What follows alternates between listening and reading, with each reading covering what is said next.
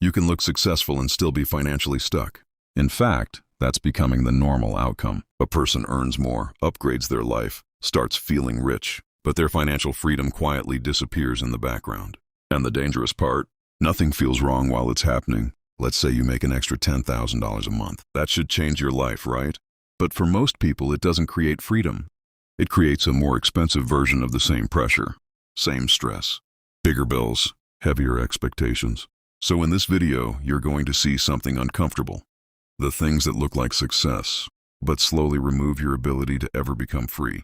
And by the end, you'll start noticing these patterns in your own decisions. Not in theory, in real life. Let's start. 1. The upgrade trap, lifestyle inflation. Most people don't realize when they cross the line. They think wealth is increasing. But what's actually increasing is their baseline. New salary, new rent, new job, new car, new confidence, new spending. Sounds normal, right? But here's where it breaks. Every upgrade becomes permanent. You don't try a better lifestyle. You lock it in. A $1,000 apartment becomes $2,500 because you deserve it. A basic car becomes a financed upgrade. Simple living becomes temporary suffering. And slowly, your financial room to breathe disappears. Psychologically, something worse happens.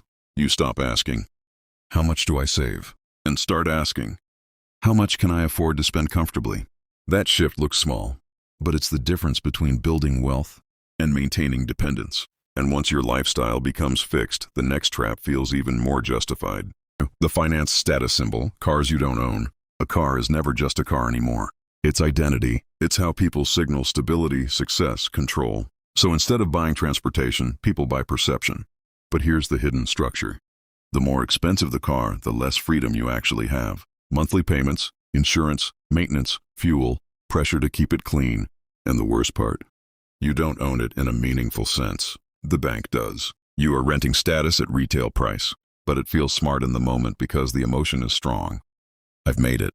That emotional reward blinds the math. And over time, something subtle happens.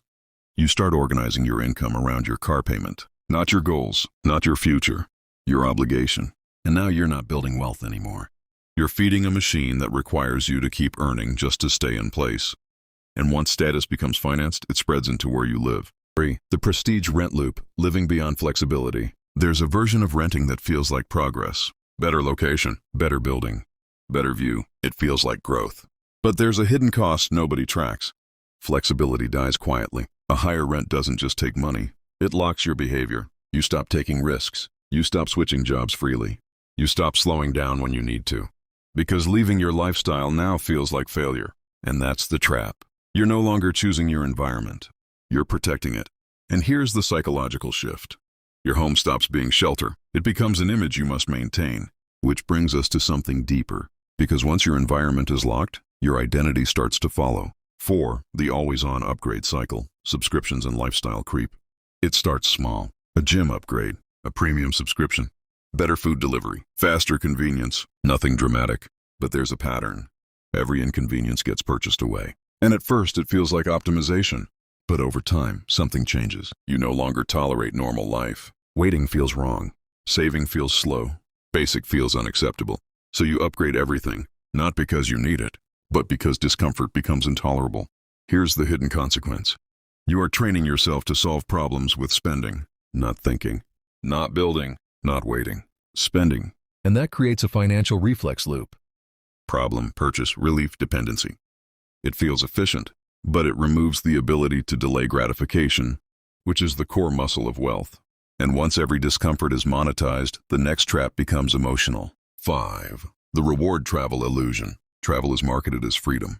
But for many people, it becomes something else. A reward system for burnout. Work hard, escape, return, repeat. It looks healthy. But structurally, it's fragile. Because the life you're escaping from is the one you're building. And travel starts becoming a reset button instead of expansion. You don't return refreshed. You return financially reset. Worse, travel often gets upgraded too. Better hotels, better experiences, higher expectations. And now even your escape has a cost structure.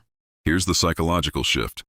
You are no longer living a life you don't need a break from. You are building a life that requires breaks to survive. And once escape becomes necessary, validation becomes expensive. 6. The social proof spending loop, dining and visibility culture. This one is subtle. You don't go out just to eat. You go out to be seen living. Restaurants, brunch, bars, experiences. Not for nourishment, for identity confirmation. And the cost is not just money, it's repetition. Because social environments create invisible pressure. Everyone is spending, so you spend. But here's the deeper issue. You are not consuming experiences anymore. You are consuming signals. And signals require consistency. One expensive night is fine. A lifestyle of expensive nights is structural damage. Psychologically, it creates a distortion. You start believing that normal life is boring. And that belief is expensive, because boredom is where wealth is built. And when visibility becomes important, the next upgrade becomes even more dangerous. 7. The identity watch effect, luxury accessories. At some point, people stop buying objects. They start buying identity markers. Watches, bags, clothing, brands, not because they function better, but because they say something. And here's the uncomfortable truth. A luxury watch does not improve your income, but it can increase your need to maintain appearances. Because once people perceive you as successful, you feel pressure to stay consistent with that image. So you maintain it, even if your finances don't match it. And now there's a gap. Image versus reality. That gap creates stress that money cannot solve. It can only hide.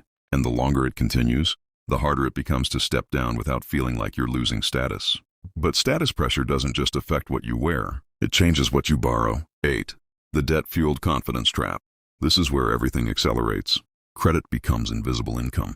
BNPL loans, credit cards, installments. Everything becomes affordable, but nothing becomes owned. And the psychology is simple. If you can delay the pain, you stop feeling the cost. So people stack obligations. One payment becomes 5. 5 becomes 10. And it still feels manageable. Until it isn't. Because debt doesn't reduce your spending power gradually. It removes it suddenly. And the scariest part, you still feel rich while becoming fragile. That illusion is powerful enough to last years. Until one variable changes. Income slows, costs rise, pressure hits, and everything collapses at once. But debt isn't the only invisible trap. Social media turns perception into pressure. 9. The visibility economy, performing wealth online. You don't just live anymore. You document. And once you document, you optimize for perception, not reality. So people spend for posts, not for life. A dinner isn't dinner anymore. It's content. A trip isn't rest. It's proof. And slowly, your financial decisions are no longer yours. They are shaped by how they will look. Here's the shift. You stop asking, can I afford this? And start asking, will this look normal for my life? That question is expensive, because it assumes a lifestyle that must be maintained publicly. And public lifestyles are the most expensive kind. And once everything becomes visible, even your home stops being private. 10. The premature luxury home upgrade. This is the final escalation. The house that feels like success. Bigger space, better design, more comfort, but often bought too early. Before stability, before liquidity, before flexibility. And now your largest asset becomes your largest constraint. Because moving backwards feels impossible, even when it's necessary. Psychologically, this is the breaking point. You are trapped in a lifestyle that looks like achievement, but functions like obligation. And that is where financial freedom silently ends. Not through failure, through upgrades. You thought this was about money. It's not. It's about how you think money should look. Because every decision you just saw wasn't made from necessity. It was made from identity. And identity is expensive. More expensive than most people realize, because once you start performing success, you stop building freedom. And you begin maintaining an image of it. That's the real trap.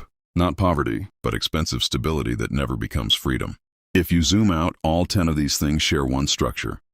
They feel like progress, but they reduce optionality. And wealth is not what you own. It's what you can stop doing. Stop working, stop spending, stop performing, and still be fine. But most people never reach that point, because every step upward quietly adds a requirement, not freedom, obligation. So the real question isn't, how do I look successful? It's, what part of my life is quietly becoming mandatory? Because that's where financial freedom disappears, not in crisis, in comfort. And the uncomfortable truth is this. Most people don't lose wealth. They trade it for lifestyle upgrades they can't reverse. And once that trade is made, they spend the rest of their life maintaining it.